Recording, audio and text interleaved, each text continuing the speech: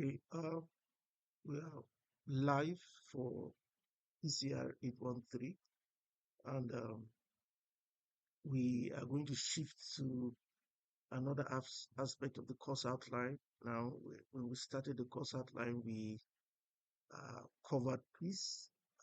We tried to understand what peace is, positive peace and negative peace. We went through all of that in previous classes. And currently now, we want to start looking at theorizing security. What are the theories available that attempt to engage with and properly explain security? Basically, these theories are essentially theories of international relations, regardless. I'd want us to look at them, a couple of them, in order to help us tweak uh, the concept of security properly in literature. Now, first of all, I'd like us to look at realism, which is essentially one of the most important theories of international relations. It's a theory of security. Also, there's a realist theory of security. Realism has, been dominant as a theory of security, especially during the Cold War period, the Cold War from around 1948 to uh, uh, 1991 stroke 1992 when the Soviet Union collapsed. Regardless, the theory of realism still maintains quite very important traction, not just in international relations, but also in security studies. So security, when we look at it from the realist point of view, is rooted in the innate human drive for power. That's what the theory of realism essentially posits. The security is largely driven by human beings' desire to possess power. And for this reason, human beings, nations, countries, institutions can go to any length, in order to secure this power for their own use as a state. So, realism is a theory that I think it's largely held by most countries. And in most situations where we even have new realism, we discover that the tenets of the original or classic realism are often more dominant. Now, when we look at realism, we realize that it appeals to most people, states, and institutions because the allure of having power, especially when it comes to an environment that is not secure, is very, very strong indeed. So, for nations at the national level, at the international level, to secure their own security, power is very essential. So, the allure of power, of the realist point of view, in seeking power, it's very, very strong. Now, if you bring that concept down to either the institutional level or the individual level, it still holds true that there's a level of security that you can be able to attain, maintain, and keep if you have power. But the lack of power, essentially, at any level at all, any level of analysis at all, it's actually very disadvantageous to maintaining or keeping your security. So the theory of realism as a key, and core theory of security is very, very, very strong and is accepted and followed by a large portion of the international community. Basically, the core assumptions of realism are the fact that anarchy is the ordering principle. That for realism, anarchy is the ordering principle. States are the primary actors. States are rational, unitary actors concerned with what? Survival. And military power is the ultimate currency. So within the confines of the theory of reality, states are perceived as primary actors, and the prevailing atmosphere is considered to be anarchy. Anarchy in the sense that there is no superseding controlling power in international relations.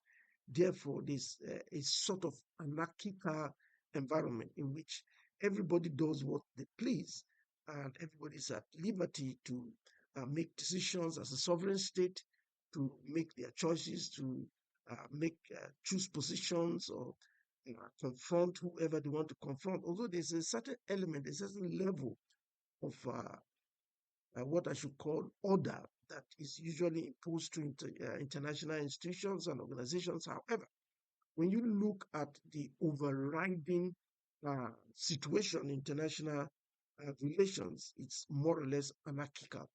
And countries try as much as possible to somehow maintain some level of peace as it relates to their own personal interests, in the sense that there are no permanent enemies, rather, there are permanent interests.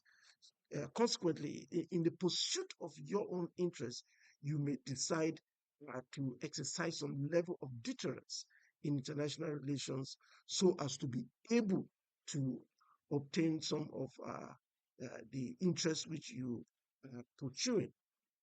Now,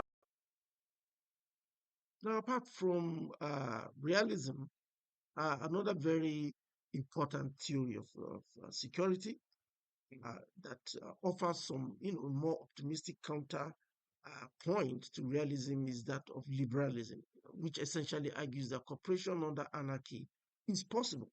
And for most theories, it's very plausible and should be the path which most countries should adhere to or pursue. In other words, liberalism is presented as a counterweight to realism. Realism seems to be the natural direction or the more innate or primate or primordial position that states would want to take. However, the position of liberalism should be the one that should be desired.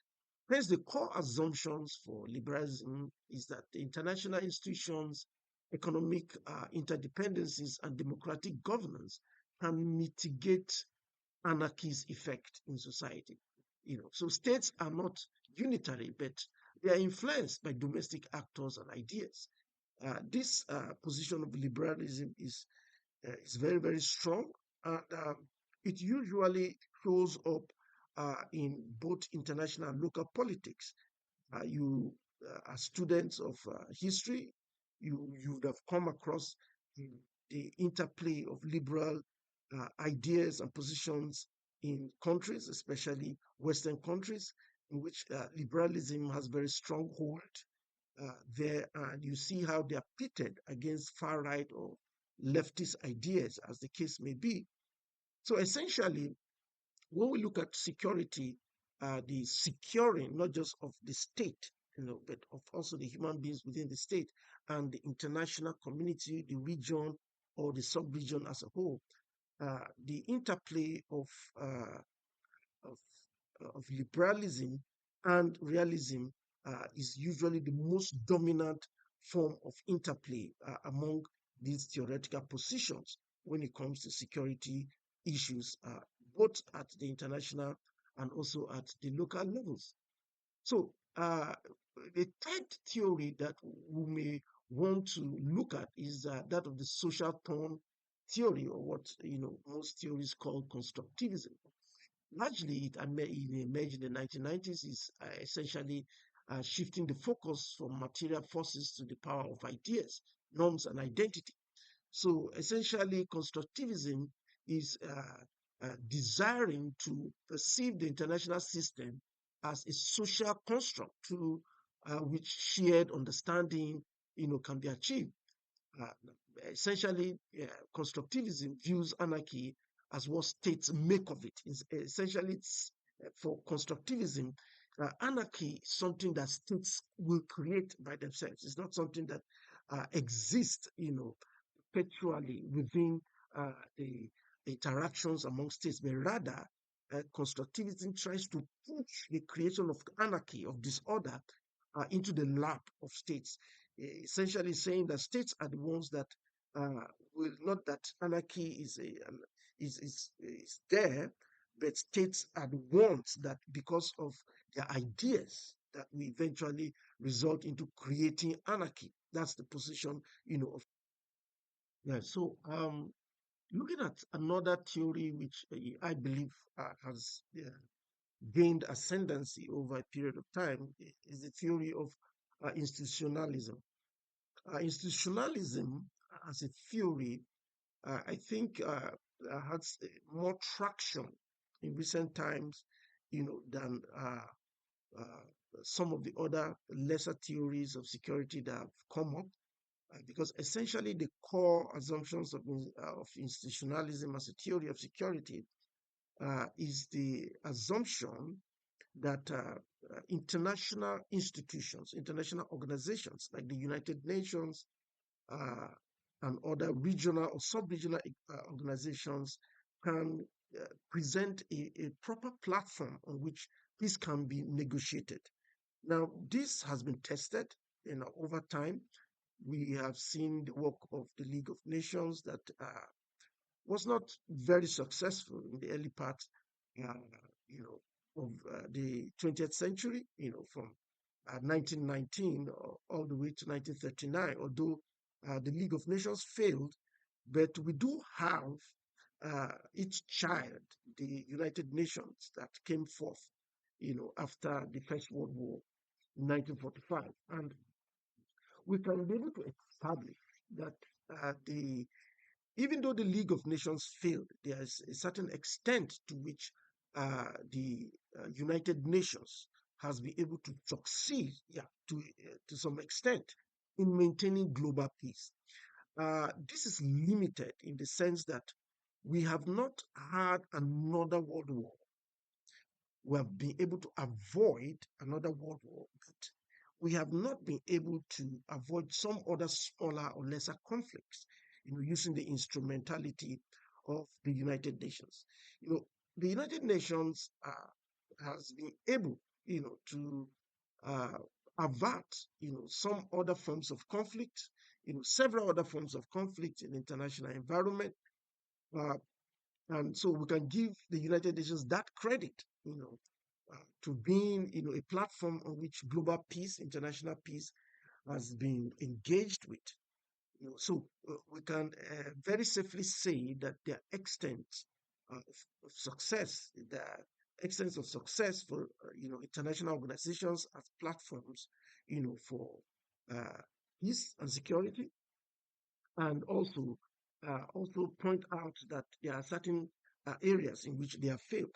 So if we look at ECOWAS, for instance, or any other regional organization, let's say at NATO, so on and so forth, we can be able to, assume, safely assume that the theoretical position of institutionalism, okay, has somewhat been a little bit successful in the sense that the growth, expansion of these institutions, okay, international organizations, regional and sub-regional organizations, have to a very good extent been able to avert, some conflicts, safe to say, in Europe, Africa, you know, uh, Middle East, so on and so forth.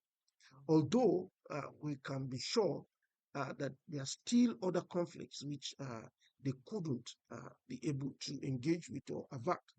Regardless, we must be able to point out and accept the fact that there is a level, percentage of success that they have been able to garner over a some period of time. Finally, human security itself as a theoretical position, it's a position called human security, essentially maintains that security should be a factor from the viewpoint of the security of the human being. That means we're breaking it down from largely focusing mostly on state security and basically, enforcing or predominantly, positioning ourselves to analyze security from the viewpoint of the human being.